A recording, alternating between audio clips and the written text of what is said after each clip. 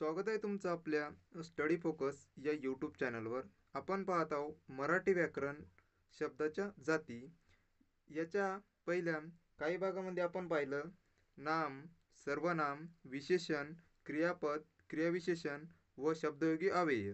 आजच्या भागामध्ये आपण पाहणार आहोत उभयान्वयी अव्यय व त्याचे प्रकार. उभयान्वयी अव्यय. उभयान्वयी अव्यय म्हणजे काय? दोन किंवा अधिक शब्द अथवा दोन किंवा अधिक वाक्ये जोडणाऱ्या अविकारी शब्दाला उभयान्वयी अव्यय असे म्हणतात. उदाहरण पहा. मी कथा व कादंबरी वाचतो. तो स्वभावाने चांगला आहे पण विश्वासू नाही. मी आजारी आहे म्हणून मी शाळेत जात नाही. मी चहा घेतो आणि कॉफीसुद्धा. या वाक्यामध्ये व, पण, म्हणून आणि हे उभयान्वयी अव्यय आहेत. उभयान्वयी अव्ययाचे दोन प्रकार पडतात. समानत्वदर्शक किंवा प्रधानत्व सूचक उभयान्वयी अव्यय आणि दुसरा आहे असमानत्वदर्शक किंवा गौणत्व सूचक उभयान्वयी अव्यय. अर्थाच्या दृष्टीने स्वतंत्र किंवा एकमेकावर अवलंबून नसणारी किंवा सारख्याच दर्जाची दोन वाक्ये ज्या उभयान्वयी अव्ययांना जोडली जाते त्या उभयान्वयी अव्ययांना प्रधानत्व सूचक उभयान्वयी अव्यय असे म्हणतात. आता याचे चार प्रकार पडतात. पहिला प्रकार आहे समुच्चयबोधक उभयान्वयी अव्यय. दुसरा प्रकार आहे विकल्पबोधक उभयान्वयी अव्यय. तिसरा प्रकार आहे न्यूनत्वबोधक उभयान्वयी अव्यय. चौथा आहे परिणामबोधक उभयान्वयी अव्यय. पहा पहिला प्रकार समुच्चयबोधक उभयान्वयी अव्यय. दोन प्रधान किंवा मुख्य वाक्य व अन शिवाय यांसारख्या उभयान्वयी अव्ययांना जोडून त्याचा मिलाफ किंवा समुच्चय करतात अशा उभयान्वयी अव्ययांना समुच्चयबोधक उभयान्वयी अव्यय असे म्हणतात. उदाहरण व, अन, आणि, आणखी, न, शी, शिवाय. आता याचा वाक्यात उपयोग पहा. पाहुणे आले आणि लाईट गेली. राम शाळेत जाण्यासाठी निघाला व पाऊस आला. आज डब्यात भाजी पोळी आणली अन लोणचे पण आहे. चिमणीने घरट्याबाहेर मान काढली व किलबिलाट केला. या वाक्यामध्ये आणि, व, अन व ही समुच्चयबोधक उभयान्वयी अव्यय आहेत.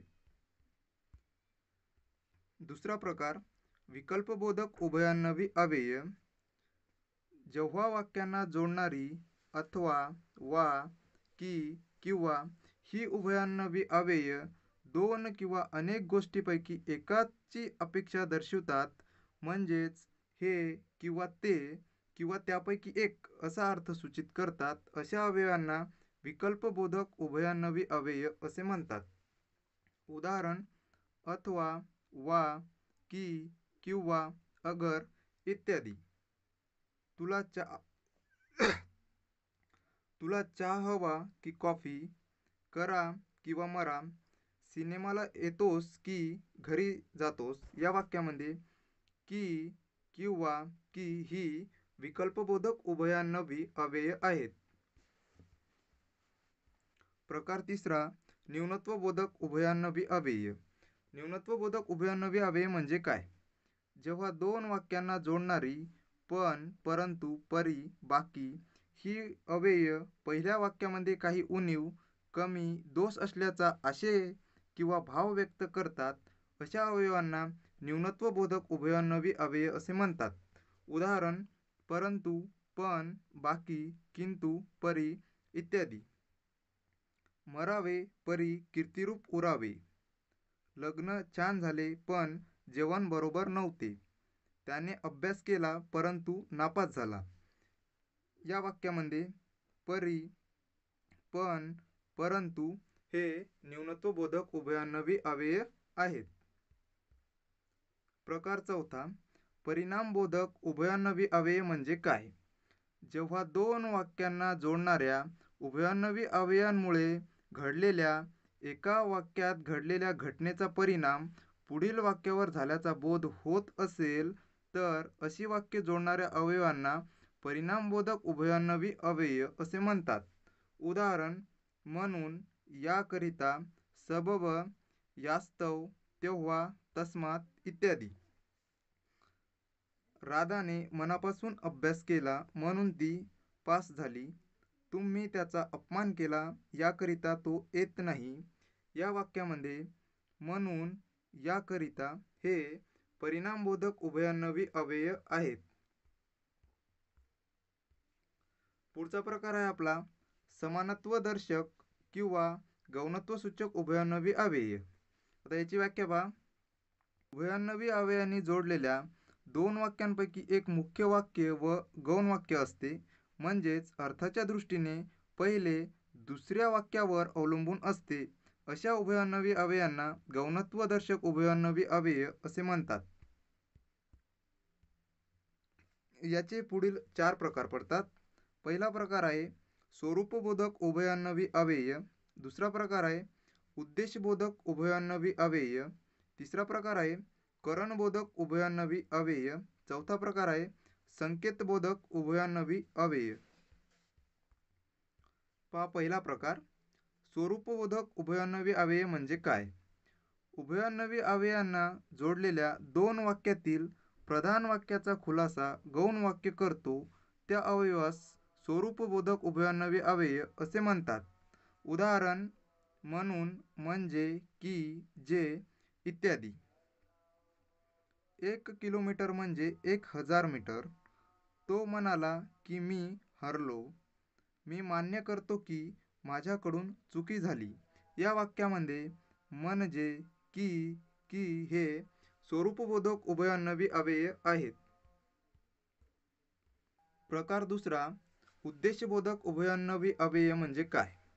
जेव्हा म्हणून, सबब, यास्तव, कारण, की यासारख्या शब्दांनी जोडलेल्या गौण वाक्यामुळे हे मुख्य वाक्याचा उद्देश किंवा हेतू दर्शविला जातो तेव्हा त्यास उद्देशबोधक उभयान्वयी अव्यय असे म्हणतात.